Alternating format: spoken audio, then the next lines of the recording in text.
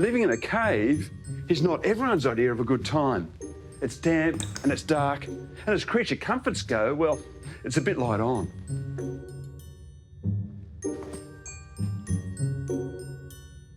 But what if you could change all that and build the ultimate cave? Or even better than that, the ultimate man cave. A house that's more tool shed than homestead. What would that look like?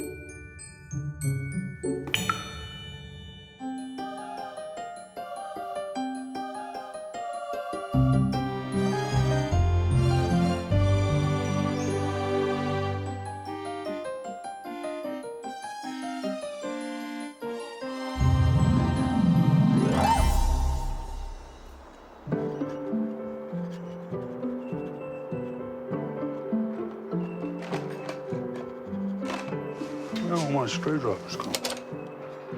63-year-old maths and physics teacher, Peter Bullen, is what you might describe as a bit of a character.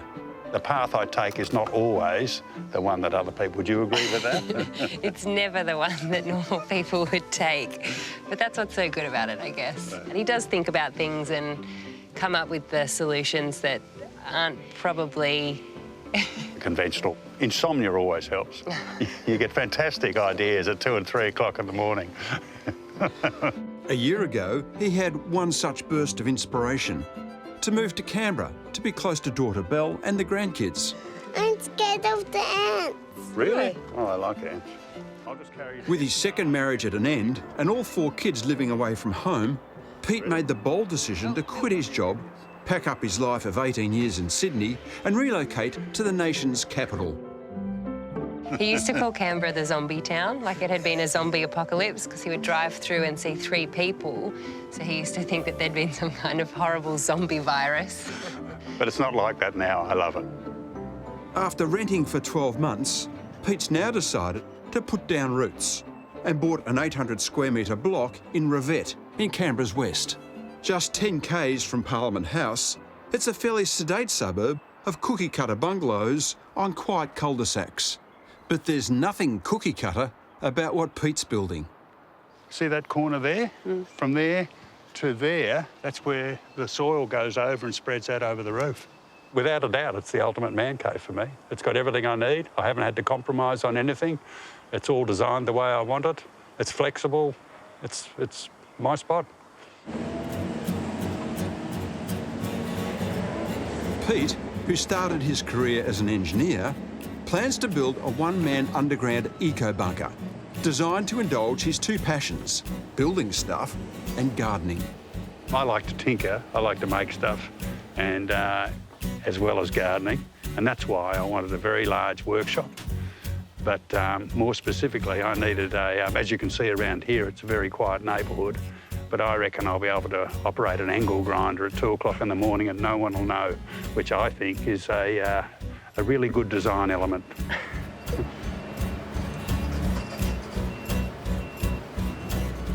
Belle, who runs an interiors business, will be Pete's wing woman during the build. And while used to his wacky ideas, even she has limits. There's no kids that live at home, doesn't have a dog, he's single. This is it. He can do whatever he wants, so it's quite unique time. It's not quite I can do whatever I want. I'm very fond of ferrets, and Belle said if I get a ferret, she'll never visit me again. So there are some constraints on things I want. I need to restrain him from looking too crazy. I think it's bad for my business. No, he's never done the conventional thing, and you know, you get used to it. But I think in this case that he's improving on convention. You know, he's got less of an environmental footprint. He's attracting birds, he's attracting bees, he's got, you know, this thermally efficient house. He's improved on convention, finally.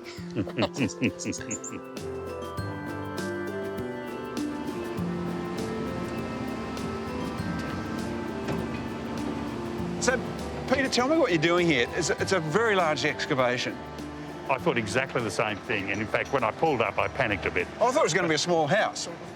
It's a small house with a large workshop. What I would like to do is cover most of the roof with soil, so I can have like a heathland spreading out over it. So what you're doing is actually making a big garden.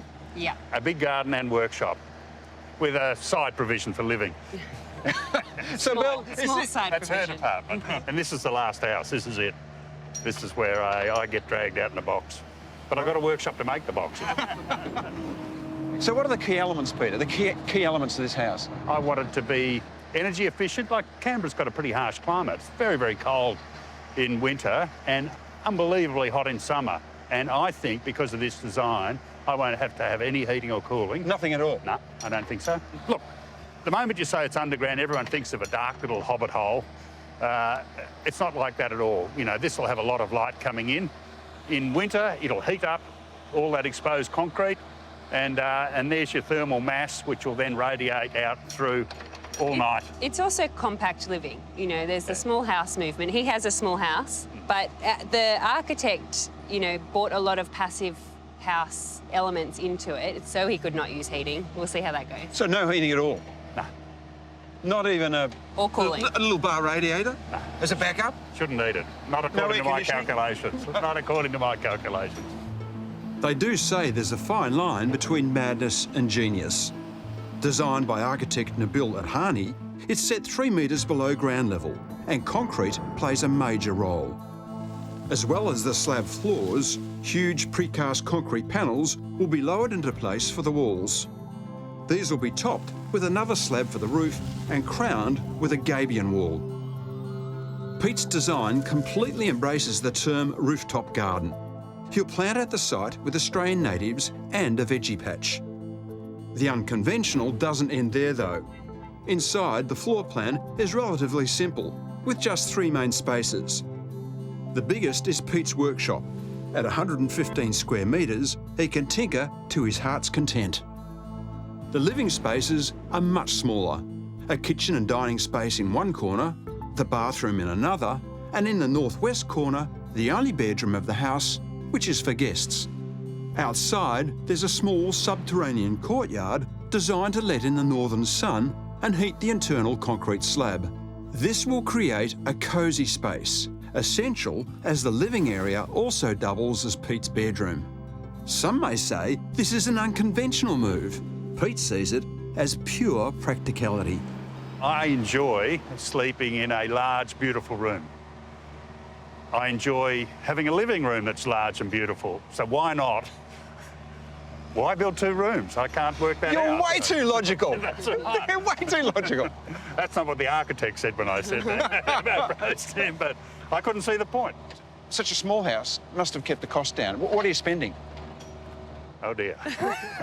Look, the whole philosophy has changed. Originally I thought of this design because using precast panels, because I thought it would be cheaper. And the more I got into it, the more I realised the advantages that this sort of house has, and there was really no going back, even though the cost blew out. So you're telling me code? This is a very long way about going. It's horrendously expensive for what it is. For such a small house. That's correct. And So I it's think not cheap putting a house underground is what you're telling me? No. How much? How much? I thought we'd very cleverly avoided that price. So about 700. Yeah. And About 700,000. Yeah. So Okay. when we first started talking about this, the feeling was we'd spend $500,000 on a block and then about $450,000 on this precast house because it was so quick and so easy and it was no frills. It's kind of grown from there, Yeah. as you can tell. One of the errors I made was, because I'm a mechanical engineer, not a civil engineer, one of the errors I made was just how thick those walls have to be. To carry the load of the roof. Put a garden on Yeah, top. the soil's Yeah. heavy, so thicker walls, thicker ceilings, thicker roof construction too, yeah? Very much so, very much so. It's an amazing concept you've come up with. A magical disappearing house that is completely unconventional. And I just can't wait to see whether it works. I'm so proud that there's an old codger somewhere in Australia who's doing something completely different, who's making it look beautiful, and I just think, I'm just really proud of him. I reckon it'll be a cracker. A cracker or crackers? It's too early to say. But with the groundworks underway, what is clear is the project's not going to be easy. A fact not lost on builder Rich McGrath. The hard part about a job that is this simple is that there's no cheats throughout it. It's all, everything is seen in it. There's face walls, there's face ceilings, there's face floors. There's no making a mistake in covering it. Everything that we do on this project is going to be seen.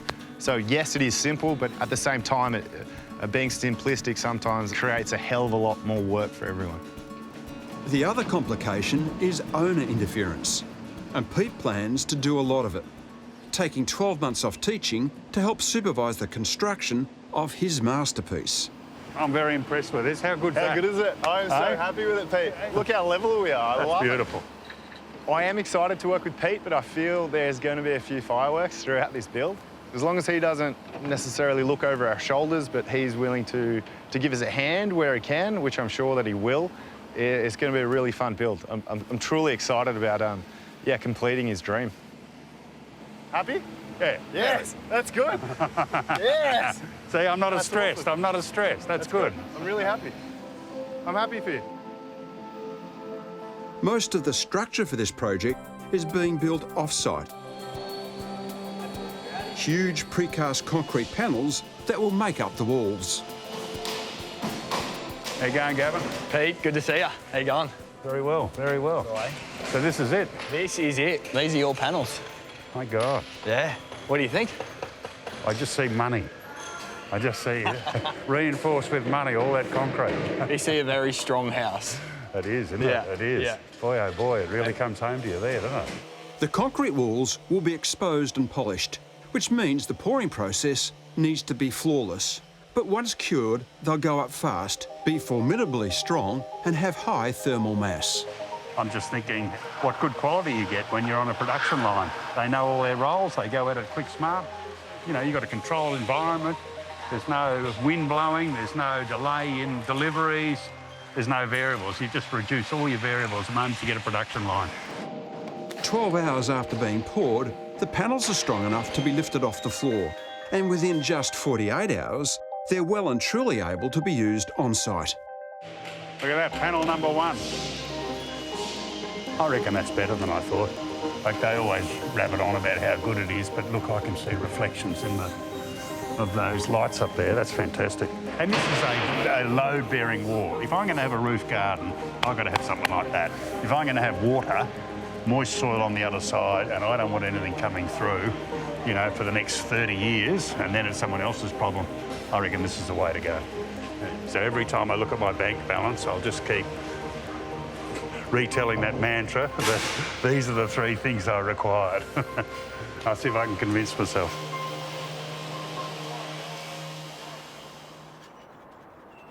It's not surprising Pete gets the jitters, because for a logical man, he's made some curious decisions.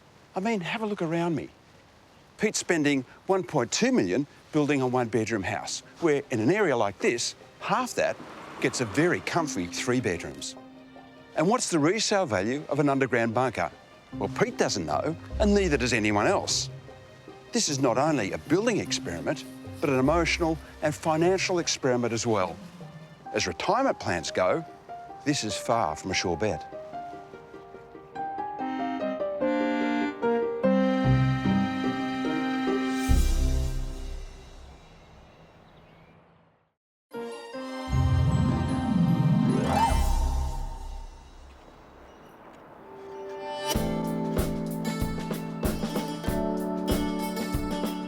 It's a historic day in the quiet Canberra suburb of Revett, as its first and possibly last underground eco-home is craned onto site, 1 precast panel at a time. Oh, well, this is the big day. This is when all the lift happens. I suppose you always get a little bit nervous about the first one. It's a big bit of machinery to be in a tiny little street in Canberra. So far, the neighbours have been curious rather than annoyed, which is good. And they're right to be curious. 18 concrete panels weighing between 3 and 11 tonnes are being hoisted into place. By sundown, everyone, including Pete, should get their first real idea of how this house will look. Get out perfectly level. Yeah, OK. By the end of the day, any errors I've made in how spaces work will become very apparent. I suppose when you've got no ceiling, you always get that effect that it looks closed in. So I'm allowing for that, so I don't panic when I realise what a tiny little living area I've got and how huge the workshop is. The beauty of these concrete panels is in their brutish strength and quick installation.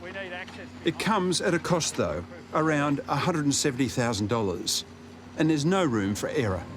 You're talking about a tolerance of mils. If it's ballsed up in the drawing stage, or in the survey stage, or in the factory, or anywhere along the line, when it comes to putting it together, it's an impasse. If everything's accurately surveyed and laid out, it's one of the fastest ways to build any structure. I am quite stressed, I am quite nervous. This is my first time using precast panels. I've never done anything like it before.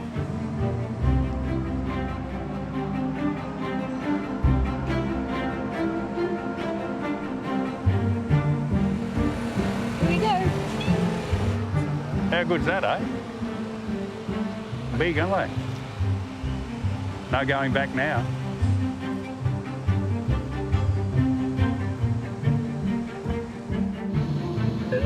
There, mate, level down. The first panel is being lowered onto the steel locator bars. But there's a problem, and Pete's onto it. What's the possibility that that's not going down because a couple of your bars up are a bit high and they've bottomed out? Exactly what's happening. Having a little bit of trouble seating it down, but that's to be expected when you're dealing with so many variables. And so that's why they've just had to lift it up again. I've got these precast panels going in this job at Revet. It's stressful as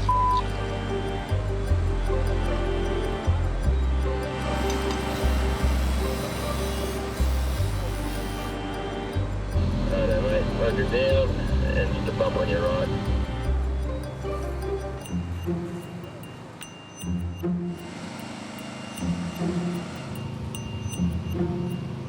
We're in.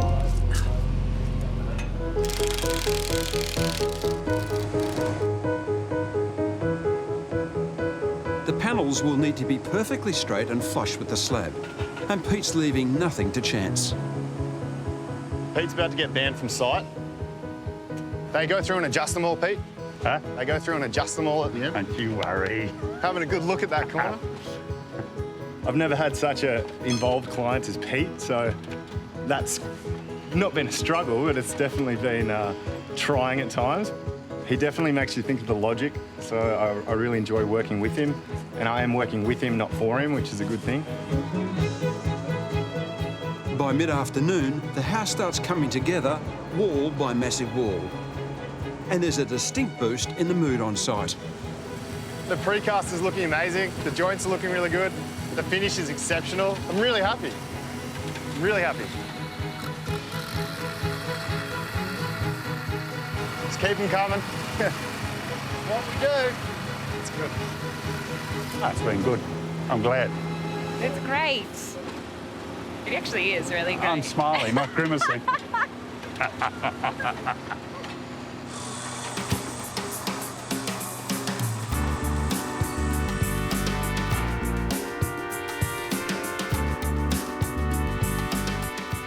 As overnight sensations go, this house has been years in the making, with Pete working and reworking the details. But there are still surprises. The upside of using precast panels is their quick installation. The downside, once in, they can't be moved. So what do you think about the proportion? I mean, is the living space too big? Is the workshop too big, or is it about right? Well, I thought it was too small. Now it's all laid out like this. I think perhaps it might be a bit big, but then once I do all the cabinet work and that, I'm sure it'll bulk up. The good news is, with the walls up, it looks like it'll also heat up too. You can see here the sun that's coming in through here. I can. There's the shadow line. So you're getting solar gain on all that concrete, Exactly, which exactly. is half your house. That's right. So to be clear, this shadow line is the top of your door. Exactly right. So Exactly you're getting right. all this area, which is about half the depth of your living room, Yep, sunlit. So this is going to heat up that's exactly and right. radiate the heat back out Yep. at night time. Yep. So you're getting all this free energy into the house. And it'll be more so in winter. Like it gets down to last year, I think it was -8 in the morning, and But in the middle of winter, that sun's not going to be there. It's going to be about there. So I reckon I'm going to get sun back to about here. It'll be good. It'll be good. For a structure that looks relatively simple, it's built to be strong. When the block's backfilled and it rains, the surrounding clay walls will expand. 3 reasons these industrial strength walls are 200 millimetres thick. Number 1, Peter's an engineer and he wants to over-engineer absolutely everything. Number 2, it's going to carry a roof garden on the roof, which is really heavy. But number 3, the builder's worst nightmare, clay. Now this is autumn and you can see the cracks in here as the clay is drying out, but winter's coming, and with that comes this enormous heave of this clay wall pushing onto these concrete walls. The force will be absolutely enormous, but I've got a hunch Peter is all over it. When I was doing engineering, is you put a safety factor in and then double it. Your dad looks pretty together. What's keeping him up at night? I think the main thing is money. This is a huge amount of money for a single guy close to retirement, and you know, in the end it is a 1-bedroom house. Well, this is such a unique project and from my observation represents your father to a T. You're right, this is him, and it's weird and wonderful, and I think it's a perfect representation of his life now, and it's nice to be a part of it.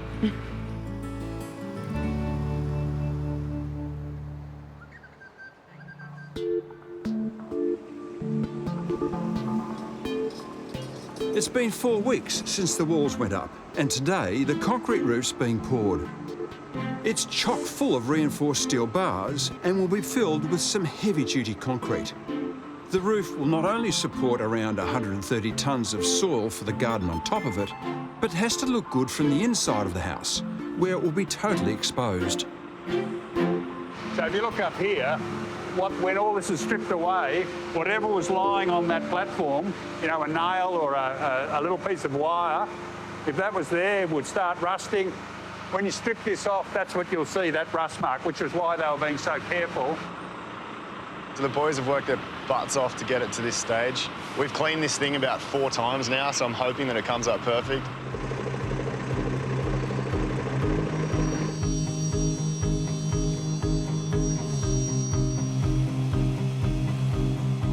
But as the concrete starts flowing, there's a problem.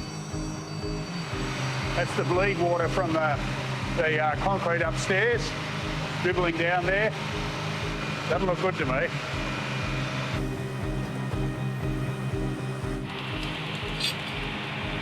What do you reckon about the bleed water that's going down the inside of those walls? I think in 2 hours, it'll stop dripping. But it's already, I'm talking about what's dribbling down the walls, staining the walls. Yeah, right. Let's hose the out of it. Yeah, agreed. Hit it. Closer.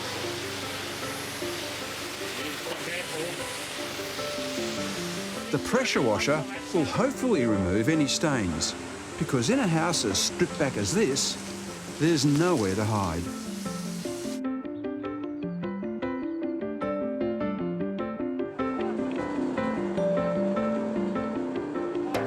What do you reckon? It's good, I can't wait for the dirt to go on. That's when it will really look how I've kind of always imagined it.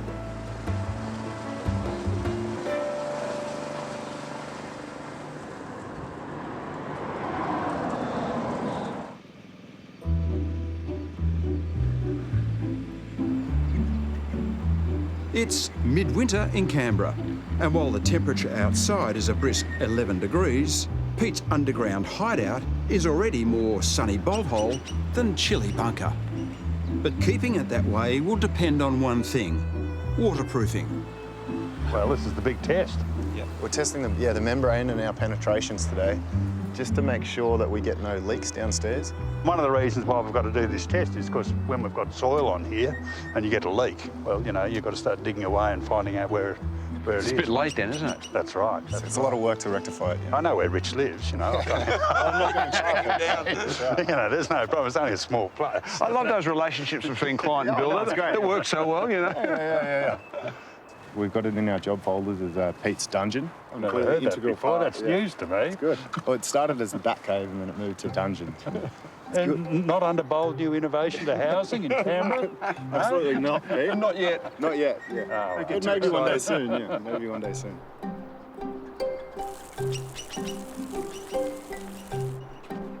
The roof's been painted with a two-coat cement-based product, often used for water tanks and swimming pools. The plan is to flood it to test it's watertight. So, Pete, the water is actually coming under the bund, under the embankment a little bit here. I'm not worried about that at all. Yeah. See if we get any water in here. This is the one, and that sort of spot is where it's going to be most critical. And I don't reckon there's anything there. No. I would have expected to come through if it was coming Where else through. have we got one over here? Yep.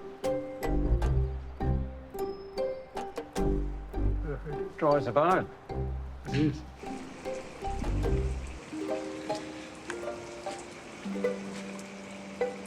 How long are you going to leave the water up there to see if this is going to leak? Just between you and me. Oh, there is a bit of water there. I was getting all cocky like when You were. I finished the job. You were just pretending to look. Oh, that's coming through the top. Has it? Because I can see the water on the inside. Just a lot. Look at it. It's on the inside of the pipe. Yeah, you'd be No, looking put your for- finger further up. Yeah, I know, but that's where the water is, which is just above the intersection. Yeah, but how's that water got there? I reckon someone squirted the hose on top of the pipe That's right. That's what I reckon. rather than out between the pipe and the That's concrete. right. That's right. So I think we're in the clear. I think we are, but that gave me Just a little bit of a false alarm. gave me a worry.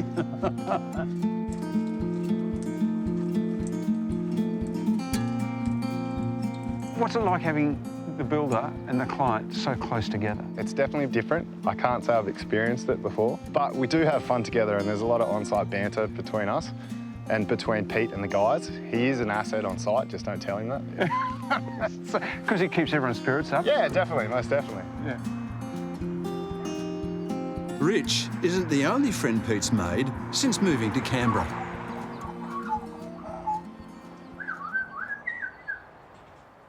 That's Chappelle down there. Chappelle's very nervous. I think something's happened in the past. See how nervous she is?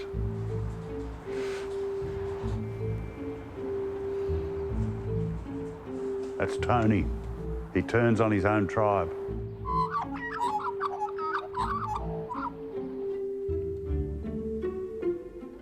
Pete moved to Canberra 18 months ago, and he's keener than ever to say goodbye to his rental.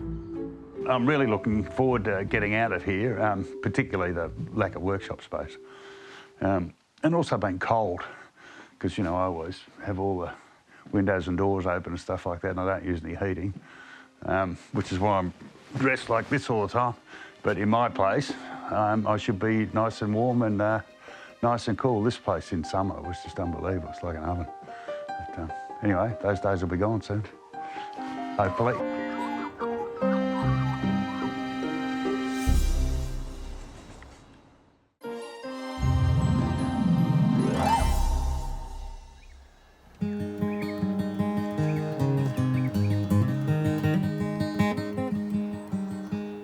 When Peter left Sydney 18 months ago, he was sure about one thing. Big city living had definitely lost its allure. What wasn't so clear was whether moving to Canberra was the answer. When I first moved up here and I was a bit sceptical, or I had doubts, I used to, this is only 500 metres, 3/4 of a kilometre from where the build is, and to be able to walk up here and see that, the Brindabellas as well as over Canberra, and being that close, not stuck in Sydney traffic, I just thought this was fantastic. And on a hot summer's night, it starts getting nice and cool. You watch the sun go down over there, you just can't beat it. And hopefully I won't have to worry about heat and cold in the new house if the design pays off.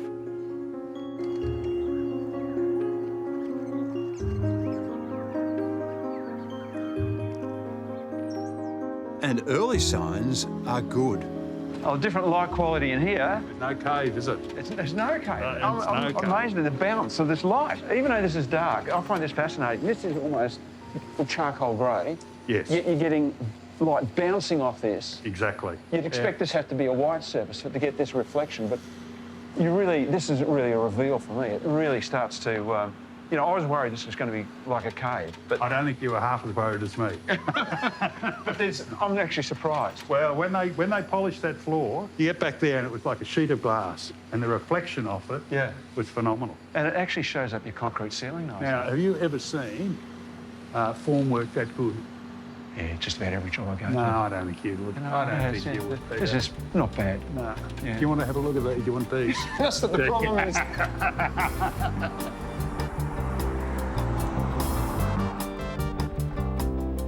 Brightness is only part of the equation. With no climate control, the house has been designed and orientated to be self-heating. But that can't be tested until the windows go in. And there's no plan B. Yes, we got window. Yeah, woo! When I see that they fit, I'll be very pleased, because that's when I get to see whether this whole design about capturing the sun to warm this place so I don't have heating, that's when I can determine whether it works or not.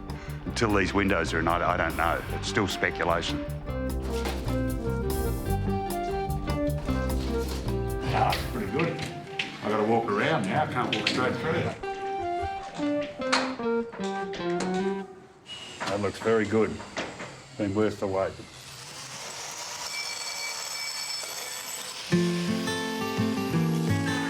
Peter's spent a lot of time on how this house will work, less so on how it'll look. But one feature he's keen to build is a cage stone wall, known as a gabion wall, which will crown the house and contain the garden. For added muscle, son Jack has flown down from Darwin. You know, all those cages I've got up the back that Isaac built, well, that lovely old bloke over the back fence, he's all very polite, and he very politely asked me one day, look, I don't like to interfere, but what are those for? And I said I had 200 or 300 ferrets, and they were still in Sydney, and that it's a, you know, it's a bit of a push on to get all the cages made. And then I walked straight off, and the look on his face was a bit like the look on your face when I talk fondly about the ferrets. I will not visit you if you get a ferret.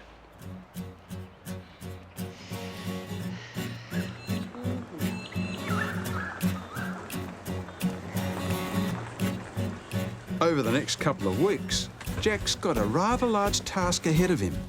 What we're doing here is putting the face rocks in. These are the ones that are sort of nice and basic shapes to be able to fit like a jigsaw together. And then we'll put these rocks in behind it to sort of keep it in place. One of the surprises of the build, and it has been a surprise, is just how enthusiastic the kids are and what a great help they've been. I think he's definitely got us doing the hardest, least skilled work here. You know, I thought I'd be in my little cave, beavering away, and, you know, they'd wonder where I'd gone, whereas they're just fully involved. It's been really good. So even just when the deliveries come, you're doing 6-7 hours of just lifting rocks all day. So yeah, I think he's put his aces in his places and just getting me to do all the hard stuff. It's not just Jack's brawn Pete's putting to good use. Pete wants to add something different to the garage door.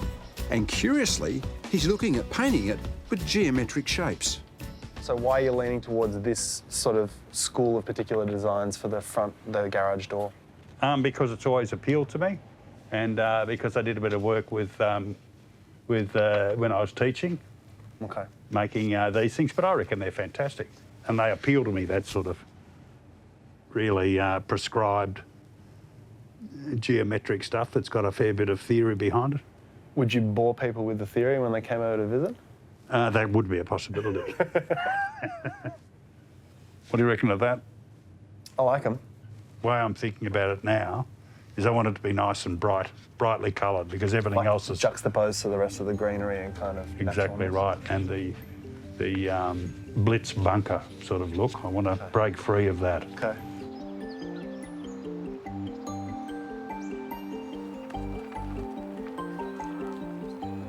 with Jack back in Darwin, middle son Isaac is taking a turn as the free family labourer. Just in time for a momentous day on site, burying the building. Make sure it's double thickness too. Yeah. Now we've got to do it by hand because I'm a bit worried about the weight of the machines and also the membrane we've put down that's underneath this fabric. If that gets a scratch in it, well then we'll get the water going through. The tubes laid out on the roof are a critical part of the ventilation system. If they get damaged, it'll mean a lot of digging to sort out the problem later.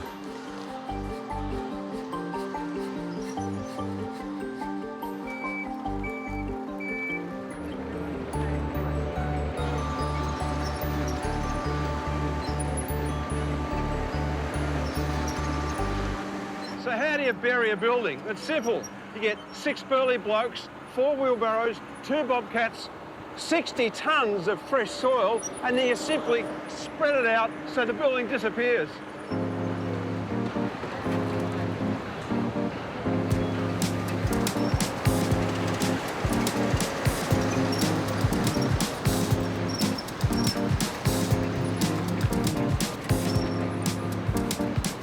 It's starting to do what the building's meant to do, which is Dad's place where we all flow in and out of his life really comfortably. So it's working already. Yeah. It's a family affair. It is. It's good. Rich, right here. Rich and Pete seem to have a pretty unique relationship. Very rarely have I seen a builder and an owner be so bonded at the hip. Is he replacing you as the favourite child? That's a sore point.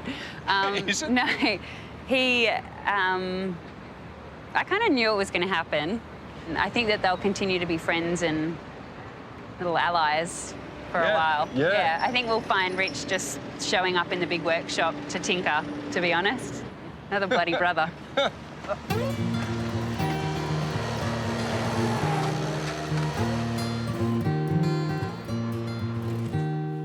What are we dealing with? Because I can smell a little bit of rich soil coming through this. I think it might be that Rich has been working hard. There's probably a bit of that too. Probably organic gear there. 60 tonnes worth of sweat. No, this comes from a big recycling place near the tip, and it's a massive industry there, massive project where they've got big machines chomping up every bit of green matter that people from Canberra. I can smell the humus coming out of it. Yeah, that's right. Yeah. So when you add up the soil and the gabion stonework around the perimeter, and when it's wet, we're looking at about 130 tonnes. Yeah, correct. Of weight. I believe that would be, very, very accurate. We poured this roof in 40 MPa concrete. It's been designed with 32. Plus the bars and the cogs. Is that right? Is that right? Throw a few sneaky ones in there and he's not. What was it? The minimum slab thickness to be 200, I believe, and I think the minimum was about 240. So. We threw a bit more in it. Yeah. So you beefed up the slab above the spec. Yeah, most definitely. No, we didn't beef up the slab. He beefed it up, and I'm only just finding out of it. He's covering your back. But no, good on it. I'm excited for Pete, but I'm also nervous. He's been dreaming about his mad underground man cave for 20 years. But when the dust settles and Rich and all his tradies leave, I just hope he enjoys living in it as much as he's enjoyed building it.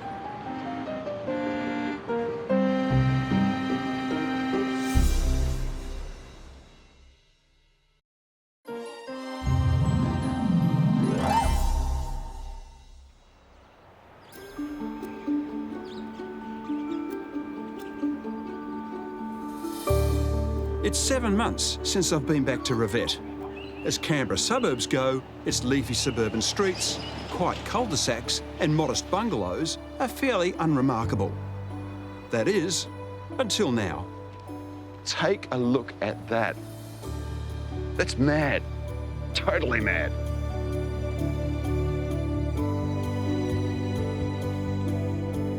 Hi, guys. How are you? I thought this was supposed to be an invisible house. What's going on? Good to see you. Hi, pal.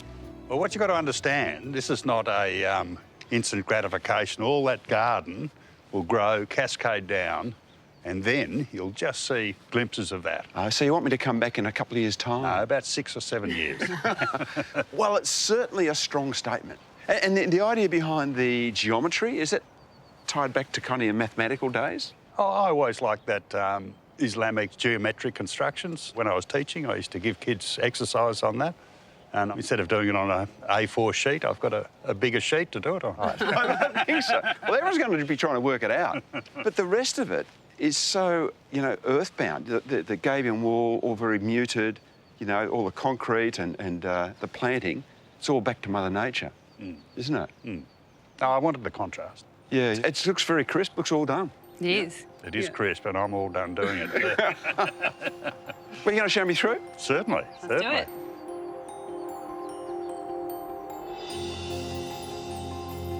With the gabion walls and flat roof, the house has a touch of the Flintstones about it. Although the garage door's a hint, all might not be what it seems. Well, have a look at this. I've got one reaction. It's very sexy. Is that right? It is very sumptuous. It's not the word that drove me, you know, to design this. I was expecting a man cave, and it's not here. Well, it's cavey. No, it's light, and it's well appointed. It's actually got a touch, dare I say, of design in it. I mean, it looks homely. It does, and it's got the features that are Dad, while looking really sophisticated. So the enormous high bench tops, low maintenance laminex, all of that stuff was just made to look good, as well as being practical.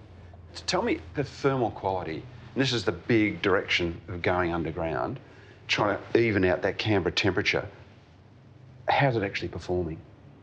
I knew it would perform well in winter because I'd already trialled it a bit. And when we did that, it was -3. Yeah. That night, it was -3, and you could walk around here in a pair of shorts the next morning. And that's how the heat that it had kept. Now, summer was my worry, and we had 3-4 days over 40 degrees. Hottest on record, hottest January and February on record. And it got up to 23 degrees top. Yeah. Wow. And that's with no cover upstairs, so tiny plants upstairs as opposed to covering it, and no vines over the courtyard. So no need for heating or cooling at all. No. So the reflectivity off that polished concrete is working a treat. Can I ask, what's the best thing about living in this house? I suppose the best thing is that I think I actually pulled it off. Like, I mightn't have shown that I was nervous, but, you know, it's a big expenditure. Like, this is my life savings here. And to muck it up, like, there's no going back. And it's not the sort of place that has a great resale value, but I've actually, it's what I want. And I still get a bit of a buzz out of that, but Jesus, look at me, I've actually done it. So. Peter's broken so many conventions with this house. It's not only underground and thermally efficient, he's managed to bring light into what could be an impossibly dark and poky space. And it's very quiet. With a spare bedroom and subterranean courtyard, there's a sense of space and a brutal elegance. It not only looks great, it's ridiculously practical too. But it's the workshop that's Peter's real pride and joy. So this is the real living space. Now we're talking about it.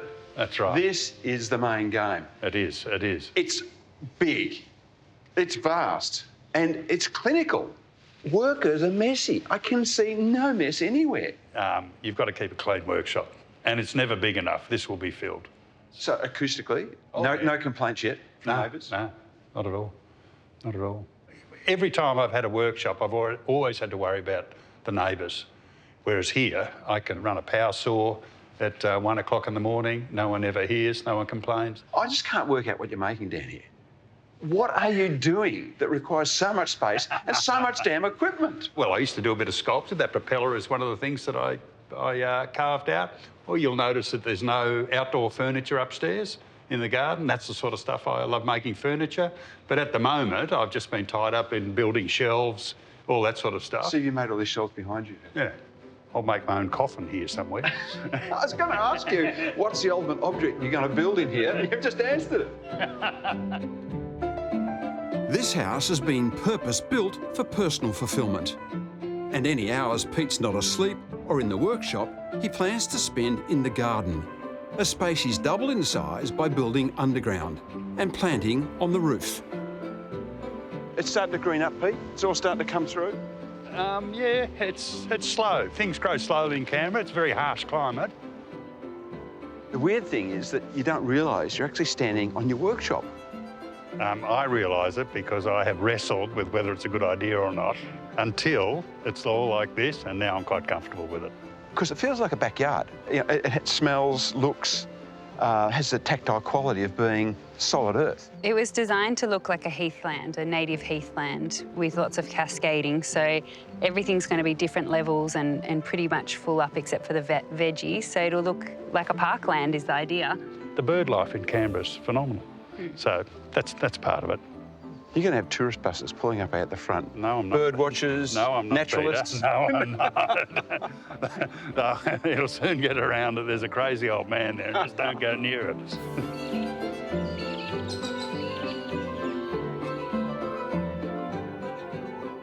So the $1 million question, when are the ferrets coming in? Oh. Well, one of the few things that Belle's put a foot down about is if I get a ferret, that's the end. She won't visit me. I did notice the ferret cage in the workshop. That's as close as we're getting to a ferret. It's not happening. So is the house complete? Is it all done? No. My first house I did took me 17 years to finish. So I'll always modify.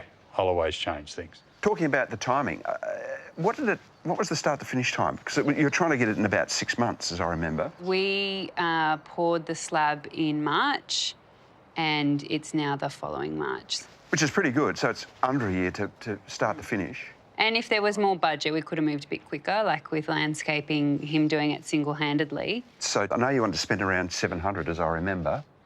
Trust you to remember that. It's my job. And what did it finish up at? Closer to 800.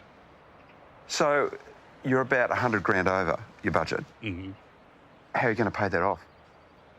It's almost super and savings, so I don't have to actually pay it off. What I have to do is work for another 10 years. Another 10 years? Yeah. And look, that's not such a big deal. I thought about it because I could have pulled the pin, you know, maybe on the landscaping, maybe on some of the finishing stuff. That's not such a big ask. I can't imagine ever having a sort of conventional retirement. I'm just not built like that. No great surprises there. How you doing? How you doing?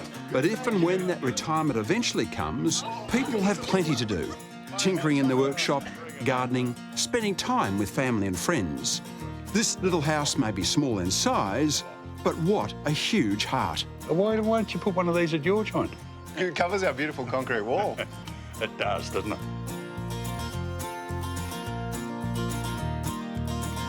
It'd be easy to think of this house as quirky, much like its owner, Pete.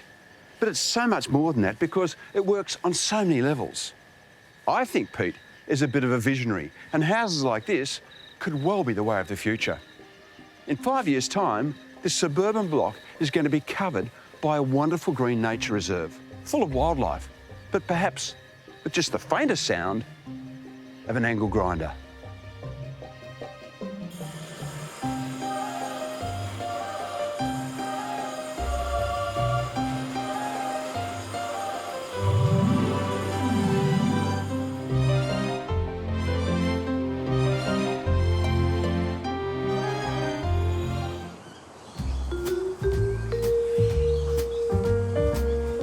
When it comes to cool, nothing beats the mid-century. Think Palm Springs, dirty martinis, sexy low-slung houses with huge floor-to-ceiling windows. But this modernist architecture is extremely exacting and hard to do well. So what happens if you take it on with no architect, no building experience and a tiny, teeny budget? Well, fortune favours the brave. Most of the time.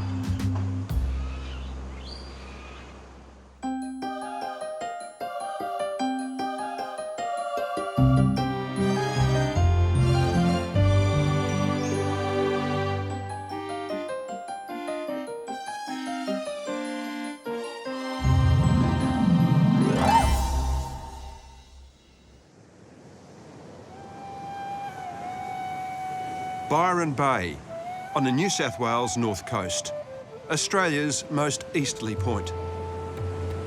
The crystal coastline and subtropical hinterland have long been a magnet for those in search of the endless summer. Hippies, surfers, freethinkers wanting to drop in or drop out. But as word of Byron's beauty has grown, so have its property prices, recently rivalling Sydney as one of the most expensive places to buy in Australia. And these days, you're as likely to find a Hollywood movie star frolicking in the surf as a pot of dolphins. I bet around with you. You're going to splash around with me? That sounds good. Fashion designer Mike Fishwick and wife Megan moved here from Sydney 11 years ago. Drawn to the area's growing arts and music scene, as well as dreams of a simpler way of life in which to raise their kids. But there's nothing simple about their latest undertaking. Some people might think we're bonkers, designing and building our own home and only employing an engineer to go, yeah, that'll work. But it's something we've always wanted to do, and I love that attitude. Why not? Why won't it work? Yeah. You know? Can have a go at anything. Yeah, have a go. What's the worst that can happen? I think that's the stuff that makes you feel alive. Yeah. They're not just building any old house. Mike and Megan have been inspired by a tiny little house that packed a huge punch back in the 1950s. Now a museum, Mies van der Rohe's Farnsworth House in Illinois is a shiny example of minimalism and mid-century architecture, a style Mike and Megan want for their new home. We've designed the house around the steel post and beam construction from his Farnsworth house. We're excited by things from that period and the extensions of different architects and interiors. We like the clean lines of what they did and the almost cubist box structures for interiors and the clean lines of the exteriors. We love minimal, we love simplicity, and that's the ideal minimalist home to us. Yeah, they're really nice. I mean, they're really wearable. The fabric looks perfect. The wash is good. Mike has spliced his experience in fashion with a passion for architecture and has not only designed the house himself, but intends jumping on the tools as well, while Megan wrangles the budget. Not being an architect doesn't mean you can't design a building. I think the fundamentals of all design, whether it's clothing or buildings or interiors or whatever, are all the same. I do like having a go at something and trying to do it, and usually you can Google the best way. You know, you can pretty much Google anything. Now that's what you call a millennial approach to a mid-century challenge.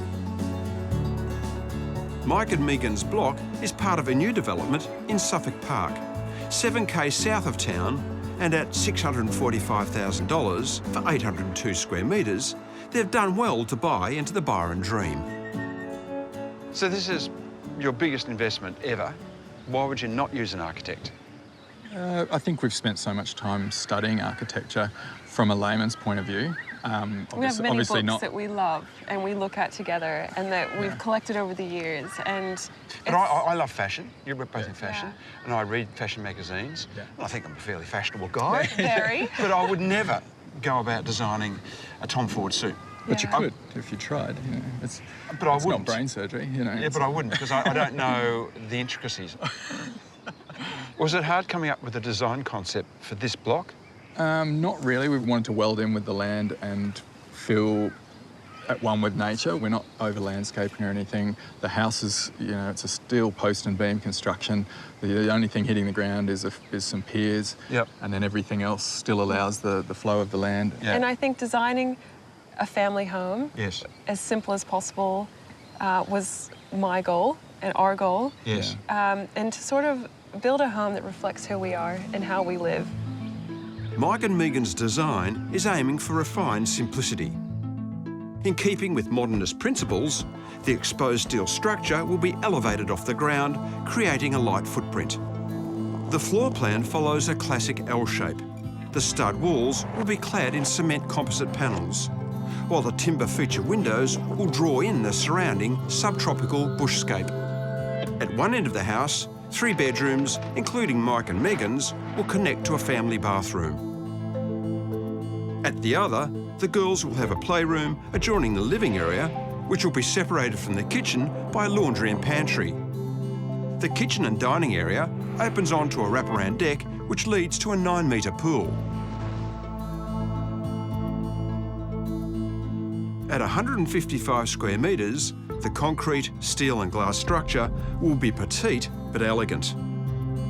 Its all-white exterior, a nod to the Farnsworth house and the Modernist movement. How much will it cost to build? Our budget's $350. 350 $350 for everything? for everything, Yep. Including the pool? including the pool. That's confident. It's a very precise figure.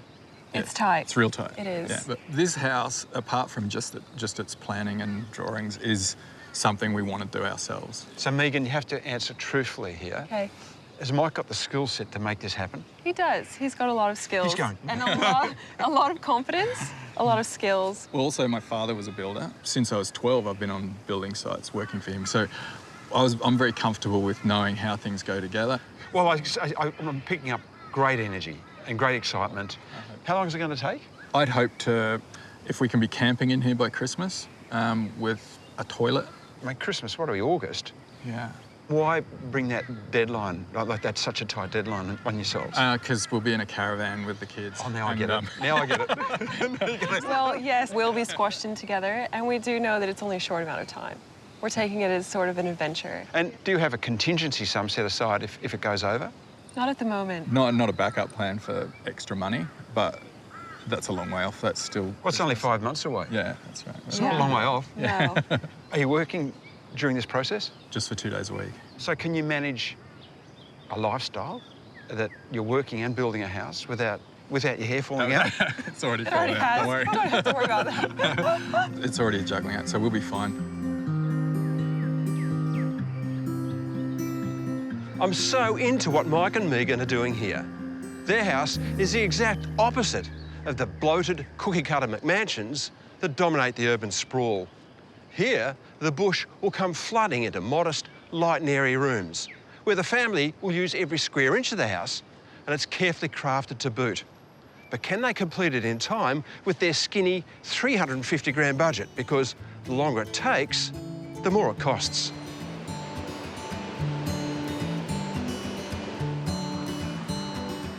With their house about to start, Mike and Megan have moved out of their rental property and into their refurbished 1970s caravan. The caravan is quite small. I think it's like a 12 or 14-foot caravan. So we're all pretty much on top of each other for the next 2-3 months. If ever there was a test for their love of minimalist living, this surely will be it. That's my bed. Dad, which one's my bed? I'm sitting on it. Oh. Memories like this are so valuable for children, you know, skating and riding bikes and swimming in the pool and being together in the caravan. Some of it's going to be really challenging, but, you know, this is day one, so, you know, we have a 77-day lease, so we'll see how we go.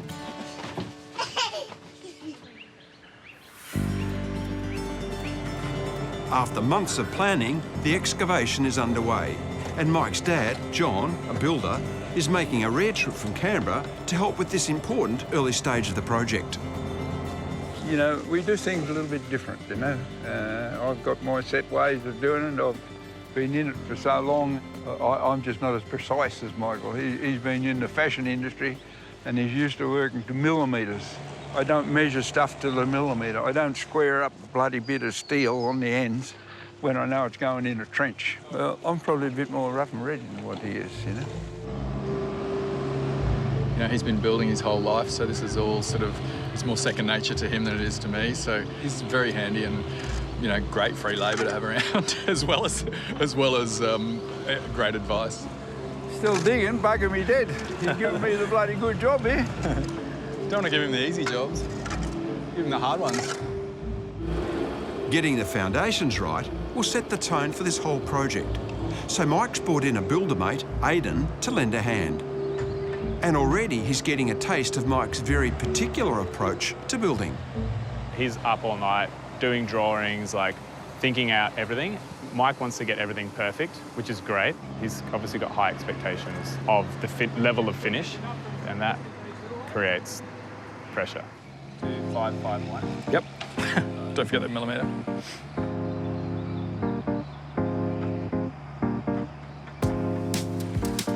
It's the morning of the concrete pour for the footings, and Mike's sweating over the placement of the plates that will support the framework of the house. From these set points is the entire house, the entire build. Every part of the process is so critical. And when you've drawn it as well, like, you know, I'd love to have an architect to fall back on and go, hey, you know, is this right? But they're my drawings, so, you know, I've kind of got nobody to blame. And you know, it's just got to work. These plates will support the steel posts that anchor the structure to the ground. And with the steel being cut and pre-drilled off-site, there's no way to check that the posts and beams will line up. Ideally, we would have the steel here, now, like next to us here, ready, and we can measure and double-check everything. But because Mike and Megan are pushing hard with the time frame, we're trying to be ahead of, like, the steel order that's coming in 2 to 3 weeks. And I think that's where the pressure's coming on for Mike. If we get it wrong, we're going to have to get the steel guy back out. We might have to send steel off to get recut, re-drilled, re-galvanised, which is not ideal. They're all within 10 mil of that. These are all done now, they're set. Now we're just gonna pour the concrete up under them, and then we'll do a little bit of juggling, and we're in position, ready to go.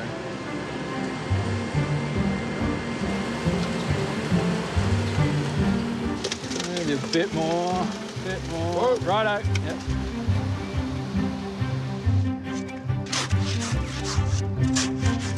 Sweet.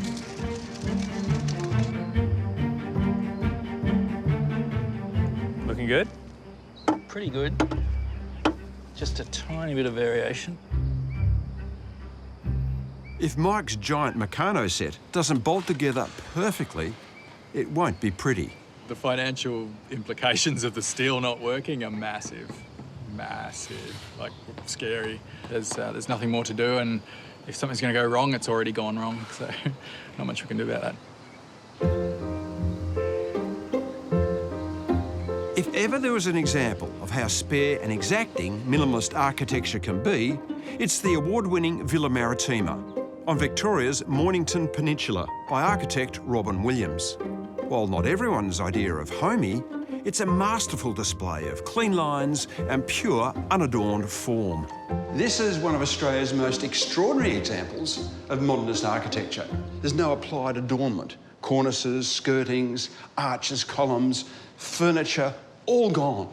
This is a celebration of structure, of light, of space, and a connection to the landscape. And although it looks incredibly simple, it's actually the hardest to achieve because any mistake is going to be visible. No one expects Mike and Megan to reach this pinnacle of execution, particularly on their tight budget. But what they are trying to achieve is definitely no easy feat. And they've got a hell of a lot to contend with. I just hope they've got the tenacity to bring it home.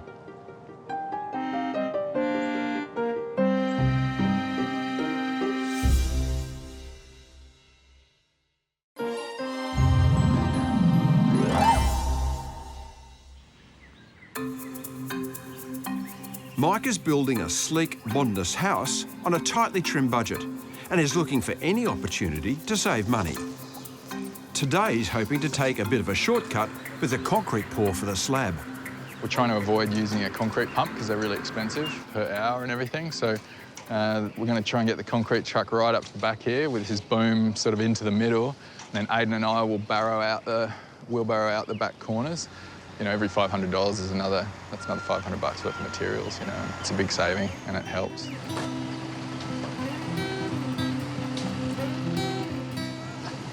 Oh, tie it down.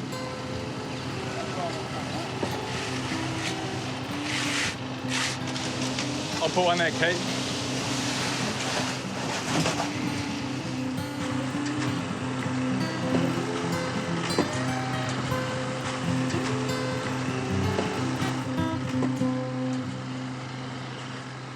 But about 40 barrow loads in, Mike realises there's been a glaring error in his calculations. How much do you reckon you got left? Only a couple of metres left. Really? How did I screw up that bad? Must have been the calculator on my computer. It wasn't working or something.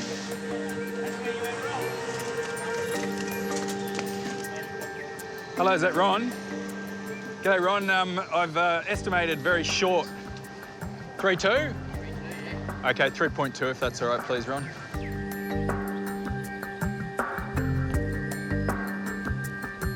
We do have some problems if this truck takes a long time. It's very sunny and the concrete's starting to go off, and we'll have to cut it off, put a new bit of formwork across, and then have a join in the concrete, which will look really crap. Come on, concrete.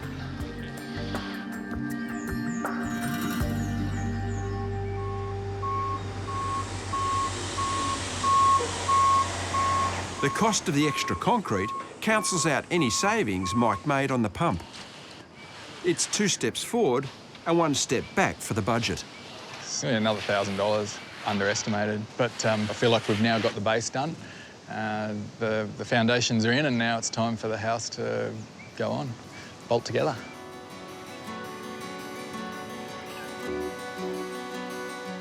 It's an important day on site.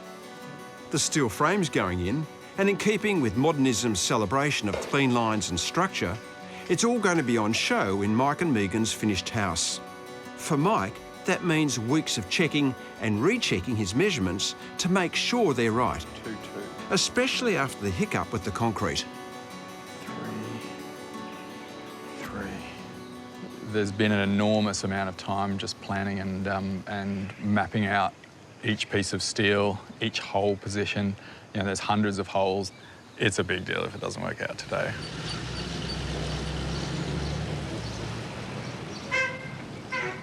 If we put the floors in first, then we know that the tops, if we level them, we know the tops will fit. Yeah. Keep coming up. If Mike's miscalculated the position of these steel posts and beams, the prefabricated structure simply won't bolt together. Keep coming. Bit of right hand down as well, mate. Now I'm so nervous. Right. Yeah, because if they don't fit, it's all my fault. Righto, walk in that last bit.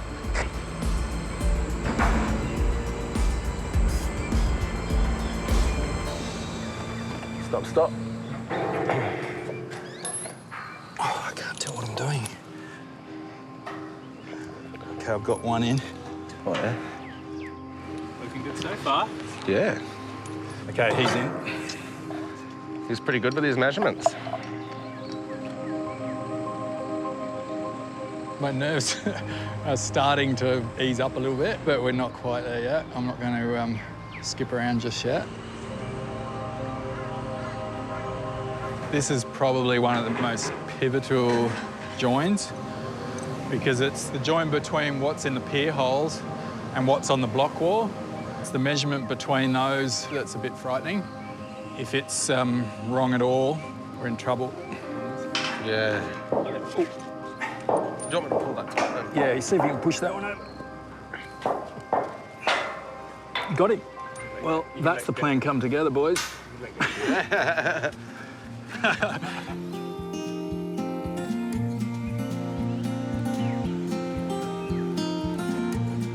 Mike's fixation with millimetre accuracy is a handy habit on a precision project.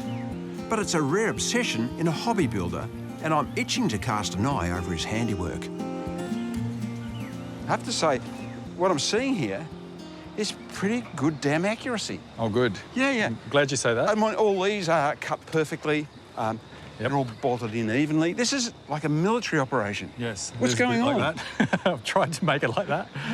Just lots of time, spending time on it, making sure everything's right. Yeah, right.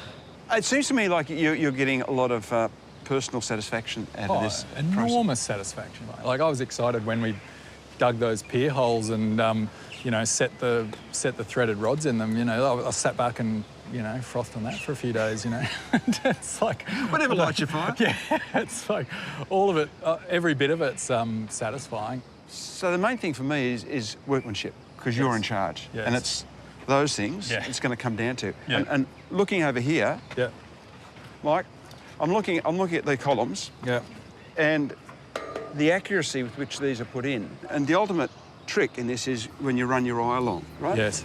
And I run my eye along that, and it is within 5 mil, I reckon, those columns. Easy. Which is pretty smart. Yeah.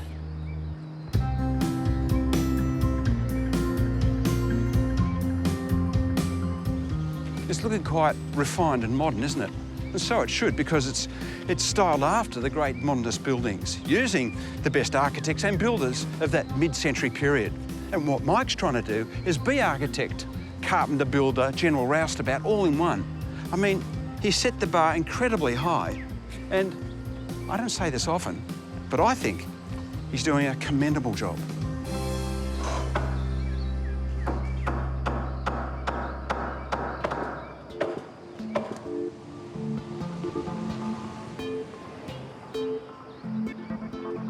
It's 5 months since the project started, and while Mike and Megan were hoping to move into the house for Christmas, Santa won't be coming down this chimney anytime soon.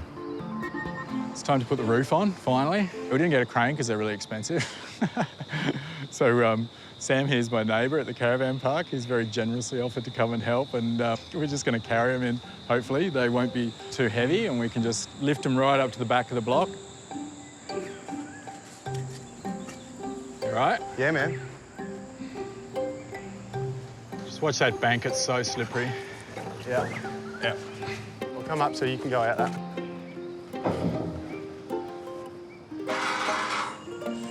Do I rest for just a sec? Yeah, man. They get heavy, eh? So heavy.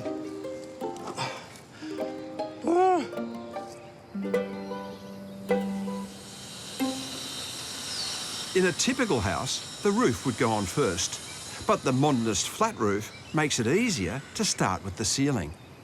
And Mike sourced some prefabricated lightweight MDF lining, which he hopes will be quicker and a cheaper alternative to the traditional tongue and groove timber boards. These V-groove ceiling sheets are going on first. They're running all the way along. So visually from underneath, when you look up between the battens, you'll see V-groove running across. It's got that old style 50s feel.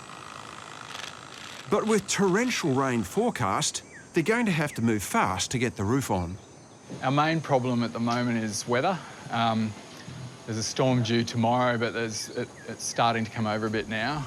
We're in very big trouble if we don't get all the sheets on through to cover the actual MDF, because if that gets wet, it just turns to sog. Working right up to the first drop of rain to get the panels on, Mike and his team tried desperately to outpace the weather. It's all yours, Mike. Got him. First sheet's up. That gets us started. You know, we have an awful lot of roofing to do now. There's no way we can stop roofing today. We really cannot afford anything to get wet. One down. Repeat that 100 times and we're done.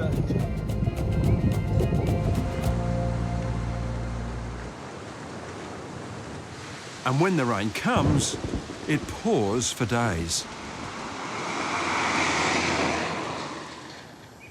Even with the roof in place, there's damage. The humidity in the air is causing the MDF sheet to buckle, ripple, warp, change, shrink. Because we had to put the ceiling on first and then the roof on and then batten it, we now have no option to pull it off because we have a full roof on. There's no way to actually go back and pull it all off now. So every single sheet we're having to now re-screw and try and control the amount of warp and crap that's happening to this stuff. It's just rubbish. But it was $66 a sheet instead of $140 for compressed sheet. And with all this sort of freaking out about budget, I made a dumb decision to go with this instead. Scabbing on materials is a mistake.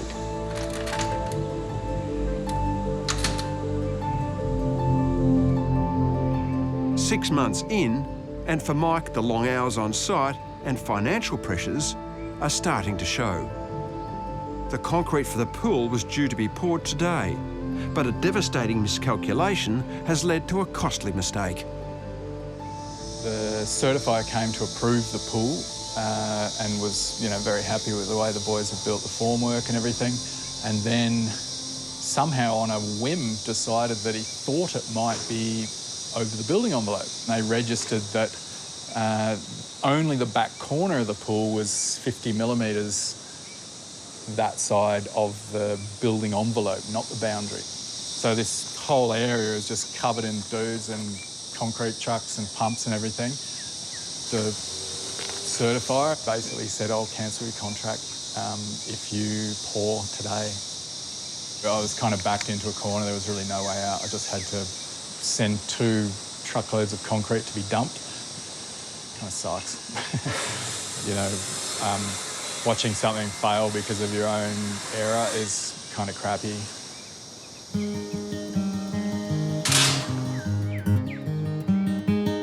The pool formwork was out by just 5 centimetres, so it's been a disheartening couple of days for Mike making the adjustments. Megan's brought the girls to site to try and boost his spirits. It's really nice to have them here, just hanging for a morning, walking around, seeing where their bedrooms are, and, that's really cool. I'm in Ivy's bedroom. You're in Ivy's bedroom right now. Yeah. Actually, you're in the middle of the wall. I'm in your bedroom. The house is slowly coming along. It's great to see a bit of framework. We can actually see the shape that it's going to be. Yeah, mine pool. Yeah. Is that your favourite part, maybe? Yeah. The pool? It does look big from up here, doesn't it? It's a big pool. Yeah. 50 millimetres narrower than it used to be. That's all right. Mike's been working hard. He leaves before sunrise. He's home at sundown. He comes and eats dinner with us. He comes back to clean up the site. He knows that it rests on his shoulders. Sometimes it's a bit much. Dada, we can all paint a love heart and then we'll put our names in it. Awesome. And then when you feel alone on the building site, you can look at it and think of us. Aww. That's really nice, Ivy. Beautiful thought. I need more. You all right? Yeah. Well, I never see the girls. Yeah. I hardly ever see them. I leave in the morning before they're up.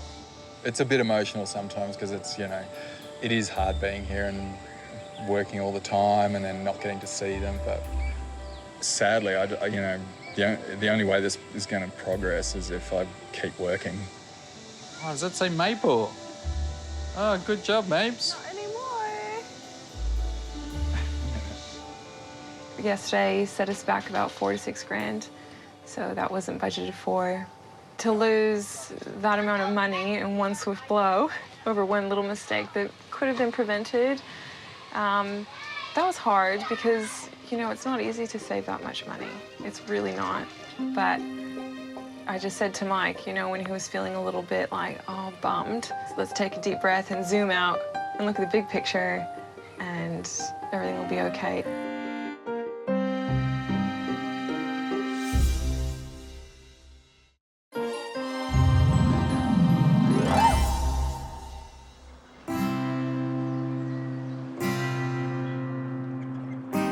It's been a bruising few weeks for Mike and Megan. And whether it's naive optimism or gritty resilience, they're holding firm to their mid-century dream. Visiting Brisbane's recently completed Carlisle Hotel for inspiration. Love all the exposed concrete. I could look at these angles for hours. We're going to have to go back to square one and start all over again. No.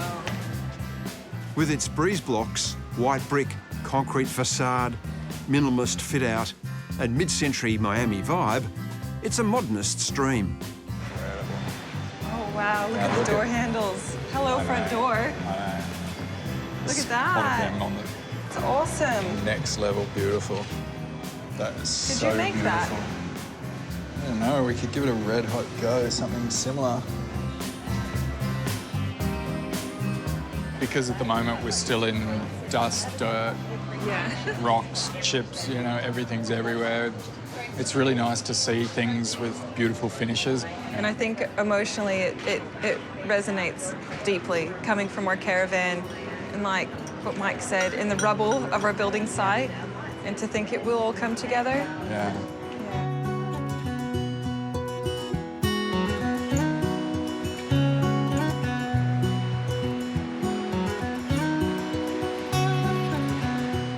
While the finances have had a few setbacks, back on site, things are moving in the right direction. What a great space, Mike.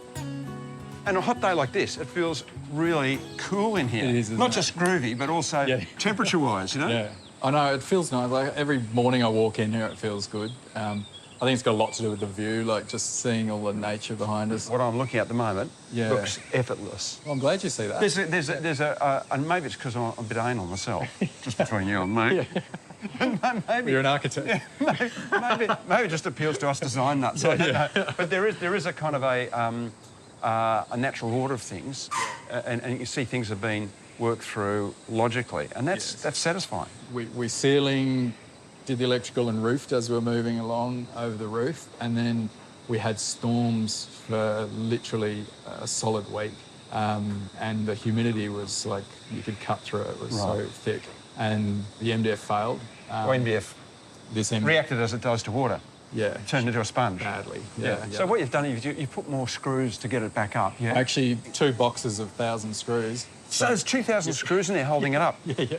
My goodness. Yeah. And each of those is patched and sanded, so it's a lot of repair work. It's been a lot of work to get it back. Yeah. Poor Mike. This project has been the steepest of learning curves, but there's a long way to go yet. Not just with the construction, but the budget as well. With money dwindling, the only option is for Mike to go back to full-time work and finish the house after hours. The good news? If 2,000 screws hasn't broken him, then surely nothing will. Building a house is a really, really hard thing to do. It's physically hard, it's mentally hard. I'd probably underestimated it at the beginning. And how you're looking in terms of what you wanted to spend, which is about 350. So we're pushing towards the 300 mark already. Megan thinks we'll probably go a solid 50 over, which is not a disaster, but it's still very hard to get at the moment. Everything's tightened up. Banks are tightened up, Banks are tough. It's not easy to borrow money on 2 days a week. But as work amps up, we might be able to borrow a bit more, but we'll see.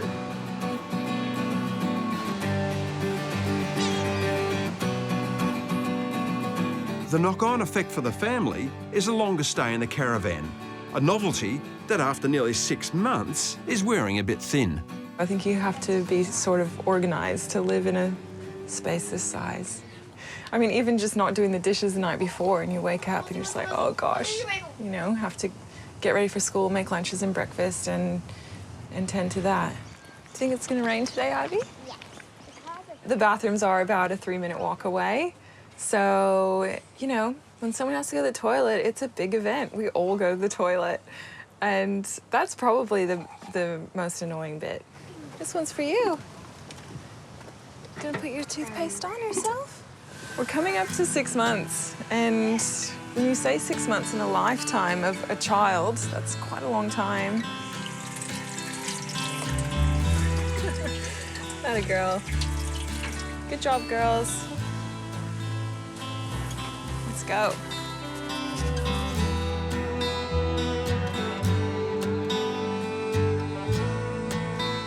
With just 1 weekend before going back to work full-time, Mike's trying to get as much done as possible, including the stone feature wall in the lounge room.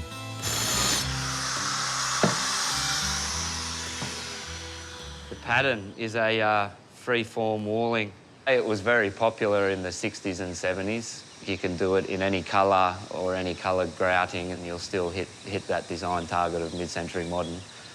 You're basically looking for a stone that's going to keep sending you different ways.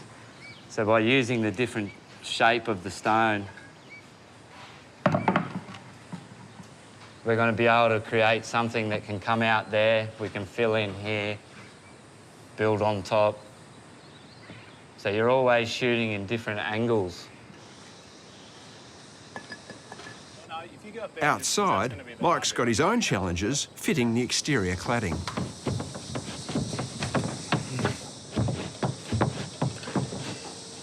Hang on, it's flipping already. What is holding that? We can do it. Oh, what did you do then? I'm clicked. Yep, same. It's like when your dream girl says, I do. A few more to go.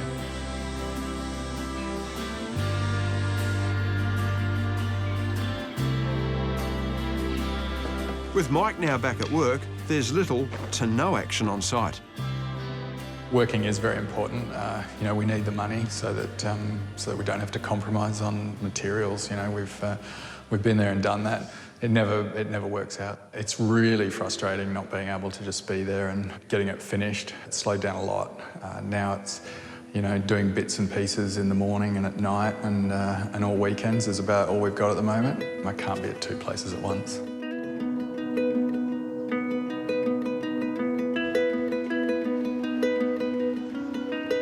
I can't help but feel for these guys. Their initial enthusiasm for this adventure is sorely being tested.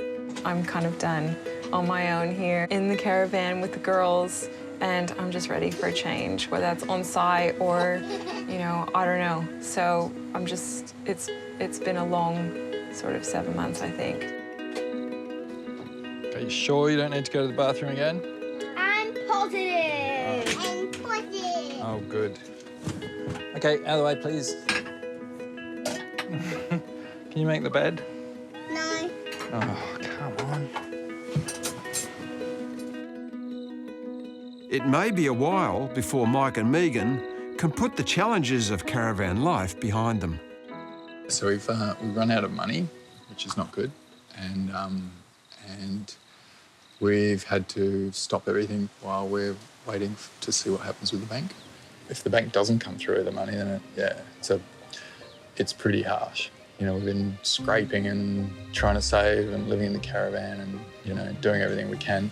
So we really need to, you know, get the finances sorted so that we can keep going. Stopping now is disaster.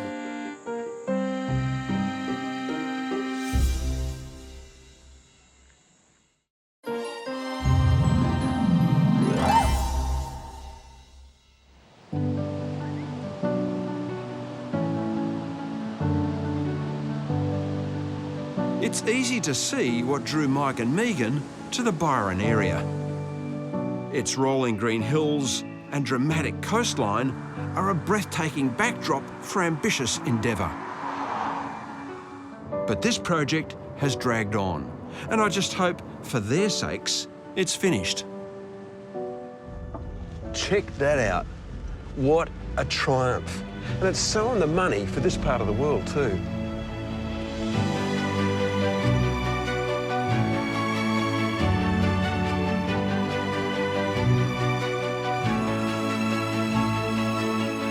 Megan! Hello. Michael! Hi! Look what you've done! Peter. Look what we've done. Congratulations. Hello. Good So to see you. Oh, this looks so good. Yeah. Thank you. Oh, and it's so true to your vision.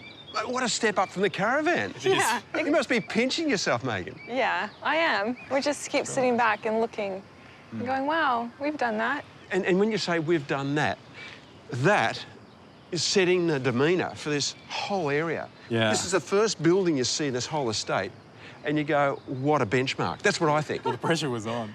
Certainly, you can't hide. I've got 3 local builders who are, and an architect living on the street who all go, it's really lucky you've built a house that we like the look of. Yeah. Are you going to show me through? Yeah. You're going to keep me I'm excited. full of anticipation here. I'd love to show you through. Let's go. Come on, let's do it. With its palm tree, planter box house numbers, These are cool, these little steppers. Oh, and welcoming orange door, the house is a little bright oasis. Pass me the martini. I know, I'm back right? in Palm Springs. Yeah. It looks just so inviting. yeah. It would be very fun in the summer. And what a luxury item, given how tight your money's been. Yeah. It is. It's a luxury. And the furniture's so fitting too. It suits the little zone, doesn't it? Yeah. Let's Come have go. a look. There's more inside. What a cosy room. It's Yeah. beautiful. Yeah. It feels so homely here. Oh, good. Yeah. That's what It's we want. tailored, you know. You've got a banquet seat over here, kitchen's right there, and everything's just floating. It is. I feel like I'm about to take off.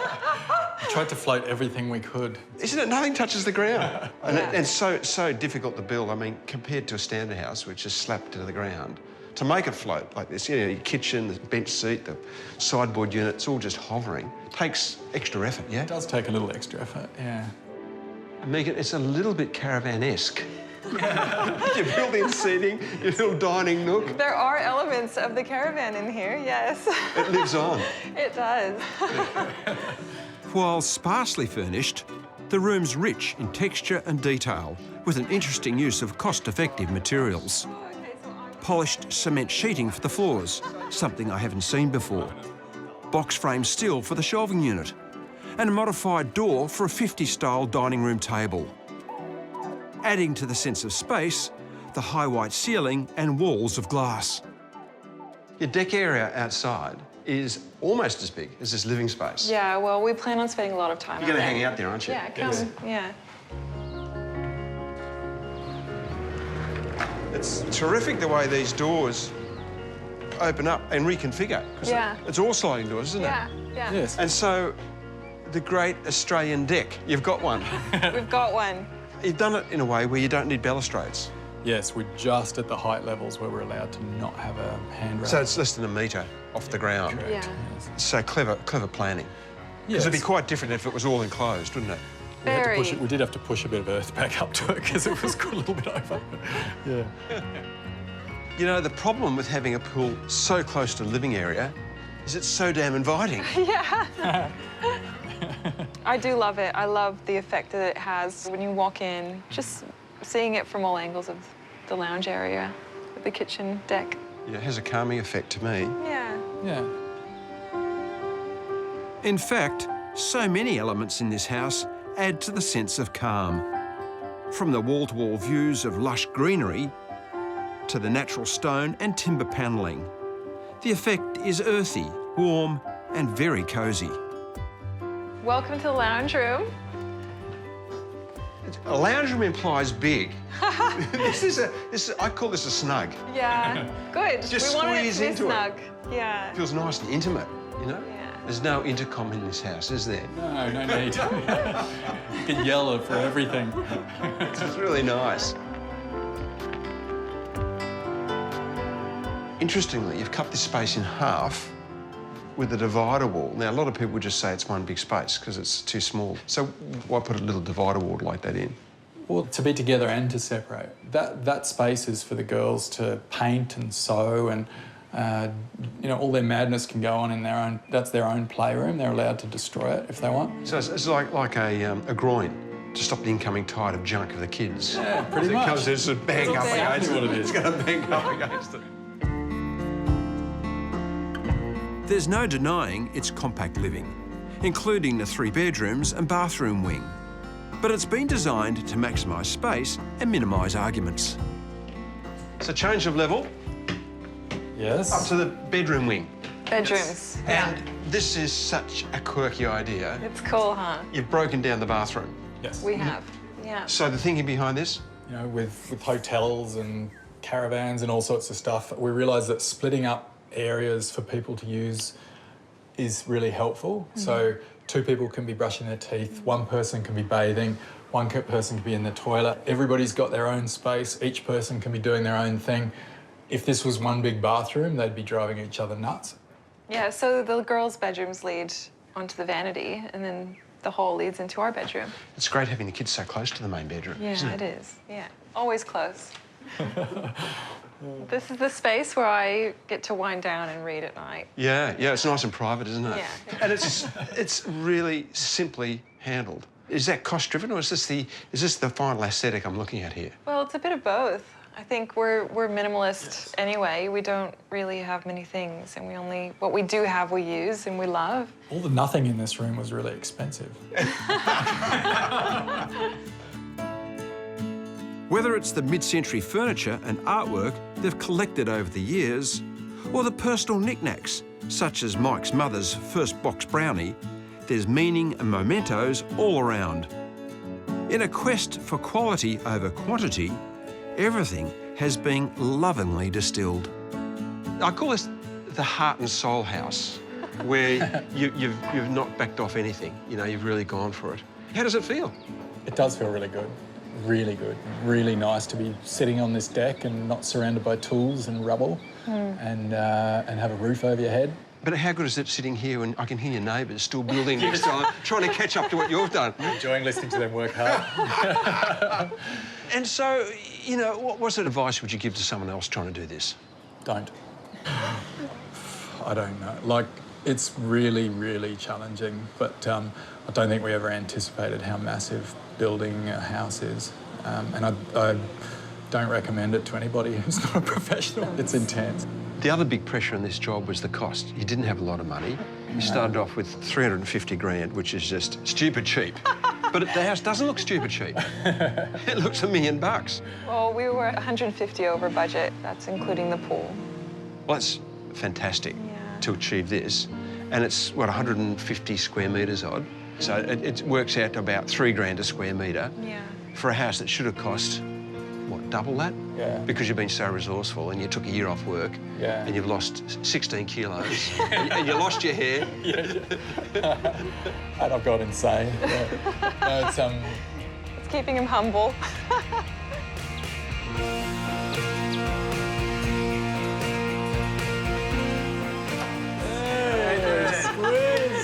Good, mate. Bring it in. For a fashion guru, Mike makes a mean builder, and dare I say it, a damn good house designer. I reckon he's got a lot to be proud of, and it seems I'm not the only one. How you going? Good thing. There you go. Bloody good. Good to see you. Yeah, the bloody house looks great. Especially since the last time that I was here. There you go, guys. Hook in. You used to go crook on me to getting you to do building. Yeah. Woo! Oh, thanks. What do you like about your new home? Yeah, kangaroos. The kangaroo. Oh, the kangaroos. And pool. And pool. How good's the pool? Yeah, I really like the pool too. A big hit? Yeah, we haven't swum in it yet. Cheers, cheers, cheers, cheers. After an epic effort building this house, I'm absolutely wrapped for Mike, Megan and the kids. And to quote my mid-century idol, Frank Sinatra, the best is yet to come, and won't that be fine? The mouse looks almost as big as a fairy. Yeah. She said, come closer. This house is a sign of the times. Not just because it recognises mid-century, but because of its optimistic response in the face of soaring building and property prices. Mike and Megan have shown what can be achieved with a united vision, lots of energy, and yes, a modest building budget. They wanted the simple life, and surely they've created a springboard to make just that happen. If ever there was a house that says less is more, well then surely this is it.